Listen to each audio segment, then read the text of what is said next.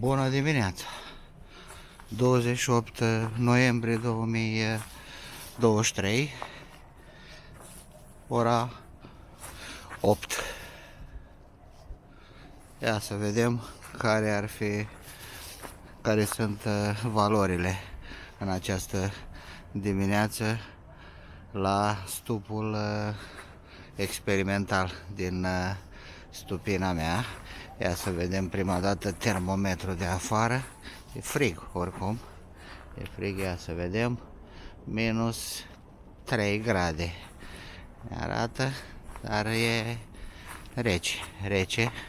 Am văzut și geamurile la mașină sunt înghețate. Ia să vedem. Ia să vedem afară.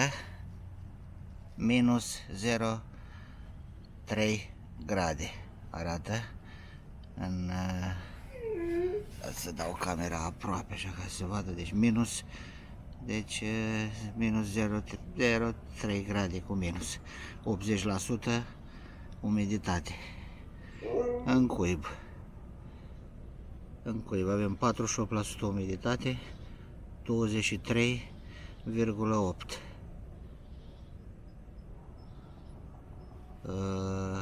temperatură. În ladă avem 82% umiditate jos și 0,9, 1 grad. Deci diferența de sub ladă afară și în ladă jos e de 2 grade și în sus în rame avem 66% umiditate, 7,5 temperatură. Deci astea sunt valorile din această dimineață. Deci se vede că temperatura în cuib se menține de 2 zile, se menține constantă. E undeva la 23,8-24 de grade.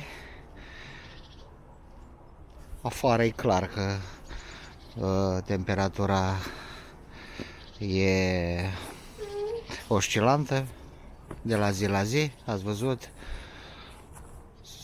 ieri dimineața aveam aproximativ minus 3, minus 4 grade a fost. Deci în dimineața asta, cu toate că mi s-a părut un pic mai rece, totuși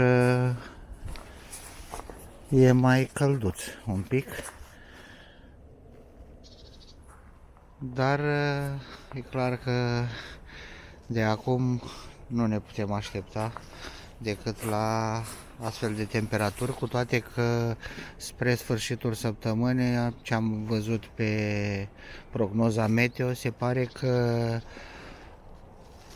pe sâmbătă ar fi 8 grade ziua, cu 0 grade pe timpul nopții, duminică la fel, deci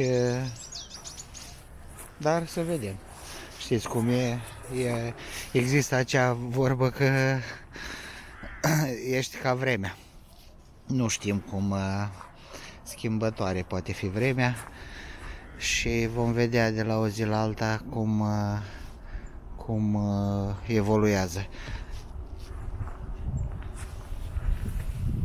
Deci altceva nu mai am ce să vă mai spun decât să vă urez o zi plăcută și până la o nouă întâlnire de aici din Stupină.